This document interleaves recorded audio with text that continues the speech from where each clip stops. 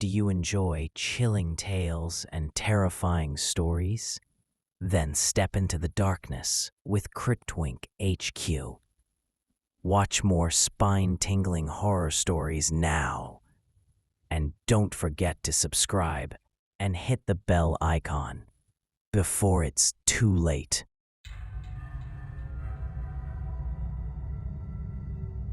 This story isn't easy for me to tell, but I need to put it out there because of what I went through can prevent someone else from falling into the same trap. Then it's worth it. It's about my marriage. Or rather, the woman I thought I married. At first, she seemed like everything I had ever wanted. But the longer we were together, the more I started to realize that the person I shared my home with was the person I shared my life with was not the same woman I had fallen in love with. I met her back in 2016. I had just moved into a new apartment complex in Ohio after switching jobs. Most of my time was spent working or quietly keeping to myself. One night, I ran into her in the laundry room of the complex. She introduced herself as Emily. Right away, she seemed approachable, warm, funny. She laughed at my awkward jokes. She offered to help carry my laundry upstairs. We exchanged numbers. Within weeks, we were seeing each other regularly. Within months, I was convinced I had met the one. She had this way of making me feel like I was the center of her world. She always wanted to be around me. She cooked. She cleaned. She never seemed to argue. Friends even joked that I had hit the jackpot. I'll admit, I rushed things. After only a year of dating, I proposed. She said yes immediately. We got married in a small courthouse ceremony, but right after that wedding ring slid onto her finger, things began to change. At first, it was small things. She didn't want me talking to my family as much. She'd make comments like, "Why do you tell your mom everything?" Or "Your brother doesn't really care about you, you know." She stopped working, claiming she wanted to focus on taking care of me. But slowly, that care turned into control. She wanted to know where I was at all times. She started checking my phone when I wasn't around. I told myself these were just quirks. Maybe she was insecure, but deep down, I started feeling uneasy. One night, about 6 months into our marriage, I woke up around 2 a.m. The bed was empty. I found her sitting in the dark living room, whispering on the phone. When I asked who she was talking to, she hung up immediately and snapped, "No one, go back to bed." But her voice, it didn't sound like she was talking to a friend. It sounded like she was reporting something. Another time, I came home early from work. She was in the bedroom, frantically shoving papers into a shoebox.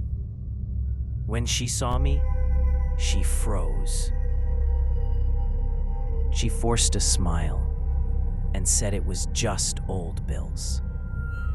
But the look in her eyes told me otherwise. That shoebox disappeared after that day. I never saw it again. I started digging. I found out she had 2 different driver's licenses under slightly different names. One said Emily Harris. The other said Emily Stevens. She had 2 different birth dates listed, 2 different addresses I had never heard her mention. When I confronted her, she broke down crying and begged me not to leave her. She said her past was complicated, that she had to reinvent herself to get away from abusive exes, and I wanted to believe her. I wanted to be the supportive husband, so against my better judgment, I let it go. But that was a mistake. It was in 2019. I woke up again around 3 a.m. to noises in the kitchen. When I got up, I froze in the hallway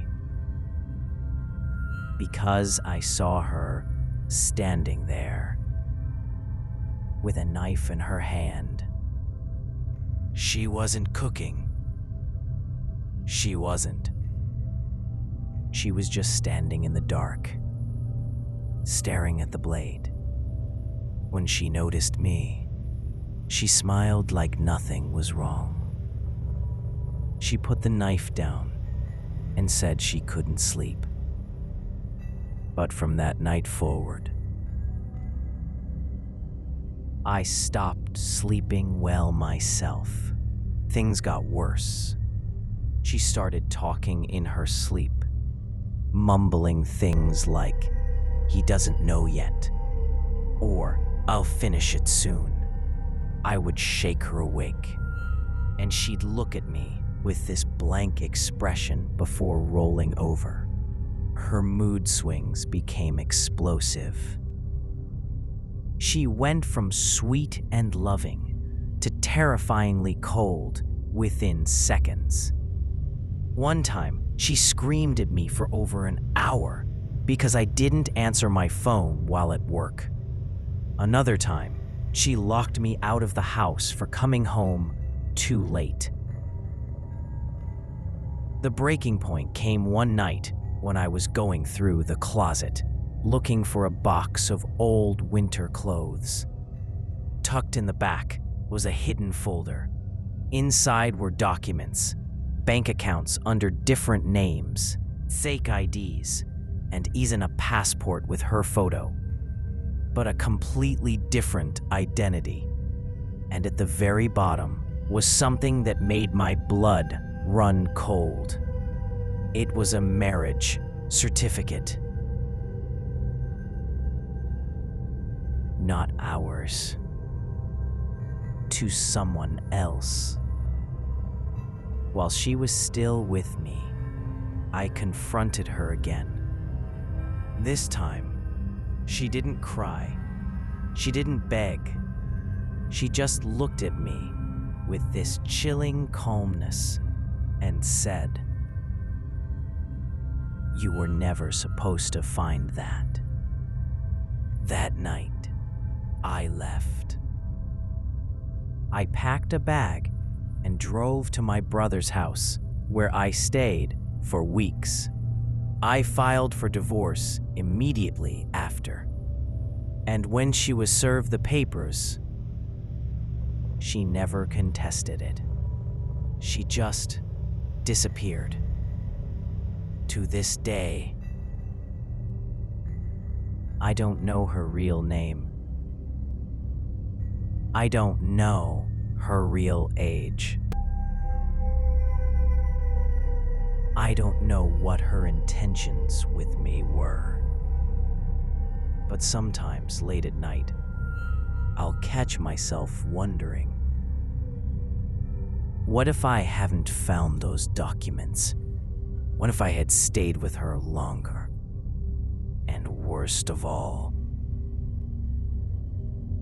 what if she had been standing in that kitchen with that knife?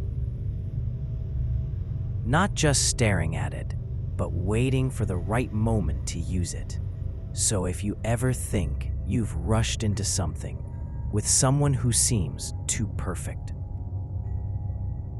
remember this story, because the woman I married was not who she claimed to be. And I thank God every single day that I got out when I did.